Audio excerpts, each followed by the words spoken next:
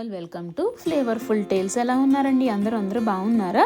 అందరూ బాగున్నారని అనుకుంటున్నాను. ఇవాళ నేను మీకు కంది పచ్చడి ఎలా చేయాలో చూపిస్తానండి. దీని రుచి అయితే చాలా బాగుంటుంది. ఒకసారి మీరు కూడా ఈ విధంగా ట్రై చేసి ఎలా వచ్చిందో నాకు తప్పకుండా కామెంట్ సెక్షన్లోనే చెప్పండి. సో ఇక్కడ ఇంగ్రీడియంట్స్ అనేవి చూపిస్తున్నాను కదండి. ఇందులో మనం మెయిన్గా వచ్చేసి కందిపప్పుని యూస్ చేస్తాం అనమాట. ఇది నార్మల్ కందిపప్పే.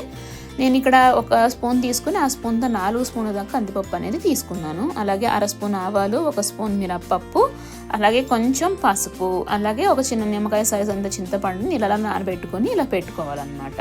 అలాగే మనకి కారానికి తగ్గట్టుగా 12 నుంచి 15 ఎండుమిర్చి కూడా కావాల్సి వస్తుంది. అండ్ రుచికి తగ్గట్టు ఉప్పు, అలాగే కొంచెం ఇంగు కూడా కావాల్సి వస్తుంది అనమాట. ఇంగు వేయడం వల్ల ఏంటంటే మనము కందిపప్పు వేస్తున్నాం కదా, మనకు డైజెషన్ ప్రాబ్లం రాకుండా ఉండడానికి మనము ఇంగు అనేది యూస్ చేస్తాం. సో ఇప్పుడు బాణీ తీసుకుని బాణీ వేడైన తర్వాత మనము ఈ కందిపప్పును అనేది డ్రై రోస్ట్ చేసుకోవాలి. డ్రై రోస్ట్ చేసేసుకొని మనము ఒక బౌల్లోకి తీసేసుకొని పెట్టుకుందాము. సో దీన్ని మనం హై ఫ్లేమ్లో కాకుండా లో టు మీడియం ఫ్లేమ్లోనే వేయించుకోవాలండి. ఇది జస్ట్ నార్మల్గా మనం డ్రైగానే వేయించుకోవాలి. ఎలాంటి ఏ విధమైన నూనె అవసరం లేదు. మళ్ళీ అదే బాణీ ఆన్ చేసేసి మనము కొంచెం ఇప్పుడు ఆయిల్ అనేది యాడ్ చేసుకుందాం, ఎందుకంటే పోపు అనేది వేయించుకోవాలి. నేను ఇక్కడైతే పల్లి నూనె తీసుకున్నానండి.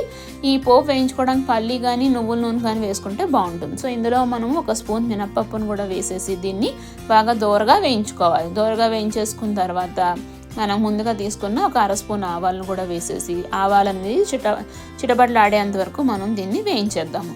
సో ఇప్పుడు మనకి మినపప్పు అనేది కొంచెం దోరగా వేగిన తర్వాత మన కారానికి తగ్గట్టుగా తీసుకున్న ఎండుమిర్చిని కూడా వేసేసి ఒకసారి వేయించేసుకుందామండి. వేయించేసుకున్న తర్వాత మనకి ఎండుమిర్చి అనేది కూడా బాగా కలర్ మారాలి. కలర్ మారిన తర్వాత ఇందులో మనము మెయిన్ ఇంగ్రీడియంట్ ఇంగువ అనమాట. మీరు నార్మల్గా తీసుకునే ఇంగువ ఇప్పుడు పచ్చడిలో వేసుకునే ఇంగువ కన్నా కొంచెం ఎక్కువ వేసుకోండి. ఒక 1/2 స్పూన్ వేసుకుంటే మీరు నార్మల్గా 1 స్పూన్ దాకా ఇందులో వేసుకోవాల్సి వస్తుంది అనమాట, అంటే కొంచెం ఎక్కువ. సో ఇలా పోపు అంటే దోరగా వేయించేసుకుని స్టవ్ ఆఫ్ చేసేసుకుని మనం ఈ పోపు అంతా చల్లారి పెట్టేసుకుందాం. చల్లారిపోయిన తర్వాత దీన్ని మనం మిక్సీ జార్లోకి ట్రాన్స్ఫర్ చేసేసి ముందు పోపును అనేది మనం మిక్సీ చేసుకుందాము.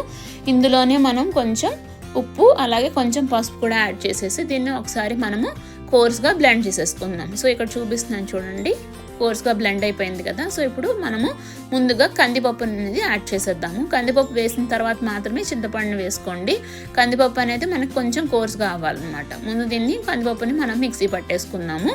సో ఇక్కడ మిక్సీ పట్టేసాను చూడండి, ఇలా మనకి కోర్స్గా అయిపోవాలి. ఇప్పుడు మనము చింతపండు ఉంది కదండి, దాని నీళ్ళతో సహా ఇందులో వేసేసి మనకి ఎంత కన్సిస్టెన్సీ అనేది కొంచెం గట్టిగా ఉంటేనే బాగుంటుంది. సో ఇక్కడ చూపిస్తున్నాను కదా, సో ఇలా ఉంటే సరిపోతుందండి. సో ఈ విధంగా మనం కందిపచ్చడి అనేది తయారైపోయింది మనకి.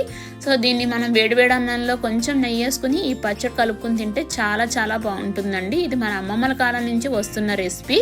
సో తప్పకుండా మీరందరూ కూడా ఒకసారి ట్రై చేసి మీకు ఎలా వచ్చిందో నాకు కామెంట్ సెక్షన్లో అనేది చెప్పండి, మీకు ఎలా కుదిరింది అనేది. So thank you for watching. And మీకు నా వీడియోస్ కనుక నచ్చినట్లయితే తప్పకుండా లైక్ చేయండి, షేర్ చేయండి, సబ్స్క్రైబ్ చేసుకోండి. Thank you for watching.